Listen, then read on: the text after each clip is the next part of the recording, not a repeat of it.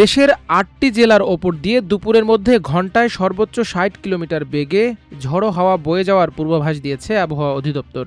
সেই সঙ্গে এসব অঞ্চলে বৃষ্টি অথবা বজ্রবৃষ্টি হতে পারে। শুক্রবার দেশের অভ্যন্তরীণ নদী বন্দরগুলোর জন্য ভোর ৫টা থেকে দুপুর ১টা পর্যন্ত দেয়া এক সতর্কবার্তায় এ তথ্য জানানো হয়েছে। আবহাওয়ার পূর্বাভাসে বলা হয়েছে, খুলনা, বরিশাল, পটুয়াখালী, নোয়াখালী, কুমিল্লা, চট্টগ্রাম, কক্সবাজার এবং সিলেট অঞ্চলের ওপর দিয়ে দক্ষিণ বা দক্ষিণ পূর্ব দিক থেকে ঘণ্টায় ৪৫ থেকে ৬০ কিলোমিটার বেগে অস্থায়ীভাবে দমকা অথবা ঝোড়ো হাওয়া বয়ে যেতে পারে।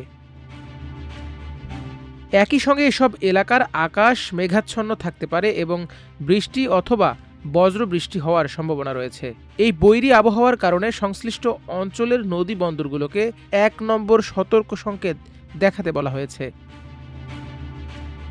এদিকে বঙ্গোপসাগরে সৃষ্ট লঘুচাপটি ঘনীভূত হয়ে সুস্পষ্ট লঘুচাপে পরিণত হয়েছে। এর প্রভাবে আগামী দুদিন দেশের বিভিন্ন এলাকায় দমকা হাওয়াসহ বৃষ্টি এবং কোথাও কোথাও ভারী থেকে অতি ভারী বৃষ্টি হতে পারে বলে জানিয়েছে আবহাওয়া অধিদপ্তর।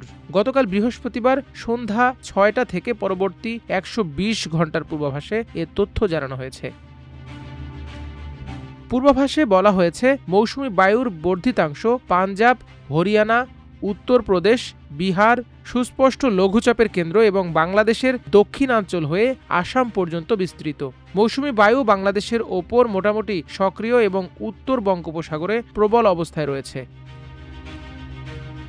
রংপুর, ময়মনসিংহ, বরিশাল, চট্টগ্রাম ও সিলেট বিভাগের অনেক জায়গায় এবং রাজশাহী, ঢাকা ও খুলনা বিভাগের কিছু কিছু জায়গায় অস্থায়ীভাবে দমকা হাওয়াসহ হালকা থেকে মাঝারি ধরনের বৃষ্টি অথবা বজ্রসহ বৃষ্টি হতে পারে। একই সঙ্গে দেশের কোথাও কোথাও মাঝারি ধরনের ভারী থেকে ভারী বর্ষণের সম্ভাবনা রয়েছে।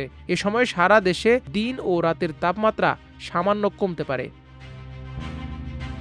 শুক্রবার সন্ধ্যা ৬টা থেকে পরবর্তী ২৪ ঘণ্টায় রংপুর, ময়মনসিংহ, খুলনা, বরিশাল, চট্টগ্রাম ও সিলেট বিভাগের অনেক জায়গায় এবং রাজশাহী ও ঢাকা বিভাগের কিছু কিছু জায়গায় বৃষ্টি অথবা বজ্রসহ বৃষ্টি অব্যাহত থাকতে পারে।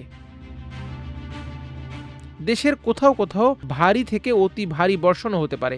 এ সময় দিনের তাপমাত্রা প্রায় অপরিবর্তিত থাকলেও রাতের তাপমাত্রা সামান্য কমতে পারে বলে পূর্বাভাসে উল্লেখ করা হয়েছে। মাল্টিমিডিয়া ডেস্ক, আমার দেশ।